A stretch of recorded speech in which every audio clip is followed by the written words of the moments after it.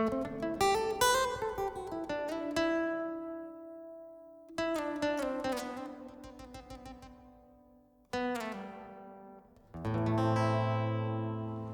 တ်တိုင်များကိုယ်တိုင်ရှို့ခဲ့တဲ့မီးတဘဝစာကျွမ်းပြီးအနံ့တွေဆွဲလာမှစိတ်ကဟောင်းလာတယ်တွေးအဟောင်းတွေနဲ့မေထုံမဲ့နောင်နာတွေကလက်ကျန်ရာသီကို6တွေ့စေခဲ့ပြီ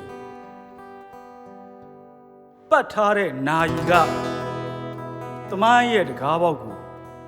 ဖွင့်ကြည့်တယ်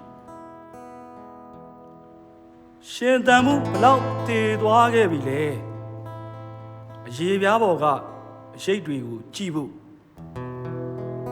မျက်လုံးတွေအယောင်မလက်တော့ပြီဘယ်လိုဖြတ်တန်းခဲ့သလဲပြေးလန်းတစ်လျှောက်မှာကင်မရာတွေနဲ့စောင့်ကြည့်နေကြတယ်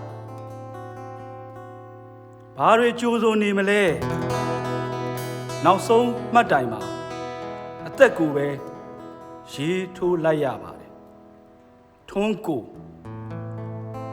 ညနာမောင်မဂ္ဂဇင်း2003